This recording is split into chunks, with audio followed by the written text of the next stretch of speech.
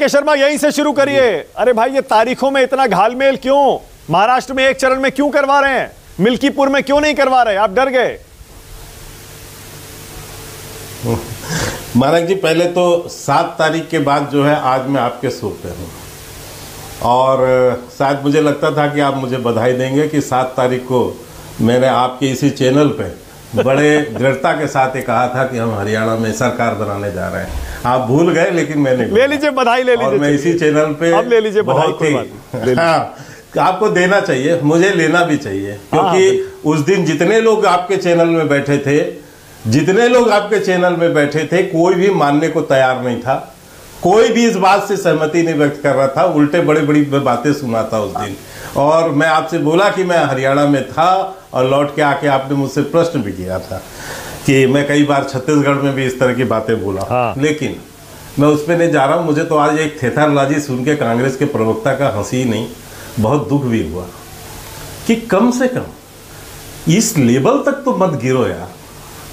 कितना गिरोगे? देश के एक चुनावी संस्था जिसका विश्व सम्मान करती है, चुनाव आयोग का, आप उसको नीचा दिखाने के लिए किस स्तर तक गिर जाओगे? अरे चुनाव हार जीत होती रहती है, देश रहेगा, देश का सम्मान बचना चाहिए, संवैधानिक संस्थाओं का सम्मान बचना चाहिए। आज से ही आप चुनाव आयोग को, आपको फील्ड में खेलना नहीं आता, पहले ही क्रिकेट के मैदान में उतर के कह रहे हो घास बड़ी है, घास छोटी है, मैदान इतना साफ है, इतना साफ नहीं है, बाउंड्री छोटी है, बाउंड्री बड़ी है। अरे यार चुनाव में आओ, ईमानदारी के साथ आओ, जनता के बीच जाओ। हरियाणा हार गए, अभी भी जनमत का अपमान कर रहे हो, युवाओं से धोखा, इनसे धोखा, उनसे धोखा। ये हरियाणा की जनता ने जनादेश दिया, शर्म आनी चाहिए इन कांग्रेसियों को। ये इस स्तर तक गिर के यदि ये बातें करते हैं तो इससे ज्यादा शर्मनाक और कोई भी से नहीं हो सकता। मानक जी, एक चुनाव आयोग जो है, और बकायदा वहां पर सारी चीजें, जब ये 60 के ऊपर जा रहे थे तो इनके प्रवक्ताओं की बोली मैं सुन के हैरान था। तो भैया इतना वो था तो काहे के लिए 24 अकबर रोड में डंका बजाने लगे, ढोल पीटने लगे, मिठाई बांटने लगे? वो क्या गलत था? वहां जो रथ निकल रहा था रोहतक में हुड्डा जी के घर से। तो मैं इसलिए कह रहा हूं कि जनता के जनादेश का सम्मान करना सीखिए, ये थेतरबाजी करना बंद कीजिए। और जहां तक मानक जी आपने कहा राजनीतिक दलों की बैटरी, ये कांग्रेस की बैटरी खत्म हो चुकी है, और इसीलिए आज से इनको पता है कि महाराष्ट्र भी हार रहे हैं और झारखंड भी हार रहे हैं, इसलिए अभी से इनके बहानेबाजी, विलाप, प्रलाप, संताप सब कुछ देखने को मिलेगा आपको, और वो दिख भी रहा है, क्योंकि हरियाणा की हार इनको समझ नहीं पड़ रही है। के शर्मा एक काम करिए, और नहीं समझ पाएंगे मानक जी। आप एक काम करिए, ठीक है, आप आज बैठे हैं, आज मौका भी अच्छा है। अब मैं मान लेता हूं, चलिए, कि आप कह रहे थे 7 तारीख को, उससे पहले भी, कि हम जीतेंगे, और कोई नहीं मान रहा था। सारे एग्जिट पोल तक कह रहे थे कांग्रेस जीत रही है, हमने अपनी गलती मान ली है। अब आगे बढ़ते हैं, और आप मुझे आज ये बताइए, महाराष्ट्र में आप बाजी कैसे पलटेंगे? क्योंकि लोकसभा में 48 में से 30 सीटें एमवीए ने जीती थी, इंडिया गठबंधन ने जीती थी। 48 में से 30, महाराष्ट्र की बाजी कैसे पलटेंगे के शर्मा? अब आ गई चुनाव की तारीख। मानक जी मैं समझता हूं कि आप कई वर्षों से डिबेट कर रहे हैं, और आपके चैनल में एक बार नहीं 10 बार इस विषय पे, क्या 10 क्या 50 बार चर्चा हुई होगी कि लोकसभा चुनाव और विधानसभा चुनाव अलग अलग होते हैं, दोनों के परिणाम भी अलग होते हैं, दोनों के परिणामों में कोई ये मुद्दे अलग हो जाते हैं, विषय अलग हो जाते हैं, परिणाम अलग हो जाते हैं। और इसको यदि आपको देखना है तो आप पीछे हरियाणा के चुनाव में ही देख लीजिए। हरियाणा के चुनाव में 5 सीट कांग्रेस की है, 5 सीट हमारी है।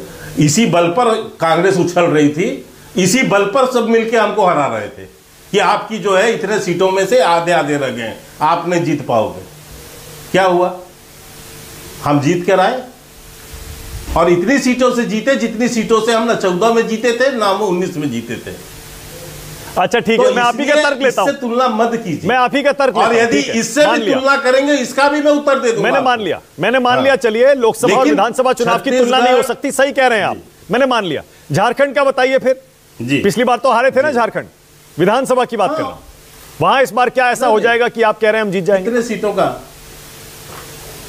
नहीं, 5 साल में आपने बहुत सी परिस्थिति वहां देखी है सर। 5 साल में तो बहुत गंगा में पानी बह गया, बहुत अंतर में नहीं थे उस समय। नहीं, अब आप लोकसभा का आंकड़ा गिनाएंगे मुझे। 30 पे थे, 25 अब आप लोकसभा का आंकड़ा गिनाएंगे झारखंड। ना लोकसभा नहीं गिना रहा, आप विधानसभा। मैं कहां गिना रहा हूं सर, वो आप गिना रहे हैं। आप अपने से बोल रहे हैं, मैंने तो बोला ही नहीं। अच्छा, मैंने कहा पीछे बार भी कितना अंतर था। लोकसभा में तो हम ज्यादा है ही हैं, इसमें तो कोई दो मत नहीं है। 14 में भी ज्यादा थे, 19 में भी ज्यादा थे, इस बार भी ज्यादा है। लेकिन मैं तो विधानसभा की बात कर रहा हूं, कितना अंतर है। मैं इतना ही कह रहा हूं, अंतर का भी विषय नहीं है। दूसरी बात, 5 साल के अंदर में जो हालात झारखंड के हुए हैं और जो हेमंत सोरेन जिस ढंग से वहां पर भ्रष्टाचार के मामले में फंसे, अन्य मामलों में हैं, जिस ढंग से वहां आदिवासियों के ऊपर अत्याचार हुआ है, पूरी जनसंख्या रेशियो वहां बदल रही है, जिसका कि वहां लोगों को जानकारी है। वहां की जनता को, जो जनता आंदोलन कर रही है, आदिवासी लड़के बच्चे आंदोलन कर रहे हैं, हम नहीं, स्वस्फूर्त आंदोलन चल रहे हैं वहां पर, तो उनका है वो है। ठीक है, और बाकी जो है, अच्छा एक सवाल और है, एक सवाल और मुझे पूरी बात कर लेने दीजिए। एक मिनट मैं अजय जी को केवल इतना याद दिलाना चाहता हूं कि ये वो व्यक्ति हैं जो मध्य प्रदेश में ऐसे ही झूठ बोल बोल के एक दलित नेता के मुंह में कालिक पुतवा दिया, भैरवा जी के मुंह में, और दिग्विजय सिंह ने जाके पोता। ये बोले कि 50 सीट से ऊपर यदि भाजपा आ जाएगी तो कालिक पोत लेंगे। एक सवाल और, एक मिनट, आप तो थोड़ा दर्शक समझ ले। और ये बेचारे, इन्होंने के कहने पर उन्होंने कसम खाया कि यदि 50 सीट से भाजपा ऊपर आ गई तो मुंह में कालिक पोत लूंगा सचिवालय के सामने जाके।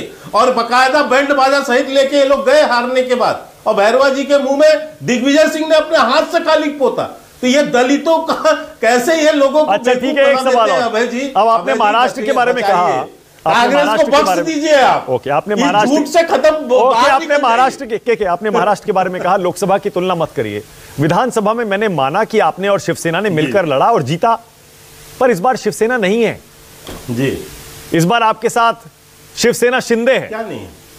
आपके साथ एनसीपी अजीत है सर। इस बार आंकड़ा पूरा इक्वेशन बदला हुआ है। सर सुनिए, मानक जी बहुत स्पष्ट है, जिसके पास नाम है, निशान है, जनता है, जिसका जनाधार है, वो हमारे साथ है। अच्छा ठीक है। और इसके बावजूद हम सुनने भी बहुत सक्षम हैं। हम पिछली बार भी 105 सीट लेकर आए हैं, और इस बार भी हमारे साथ अजीत दादा का भी गुट है, अजीत दादा का भी प्रभाव। ठीक है, अभय दुबे कुछ कह रहे हैं, बोलिए अभय दुबे क्या कह रहे हैं। तो इसलिए हमको महाराष्ट्र में कोई कठिनाई नहीं। अभय जी बोलिए क्या कह रहे हैं। केवल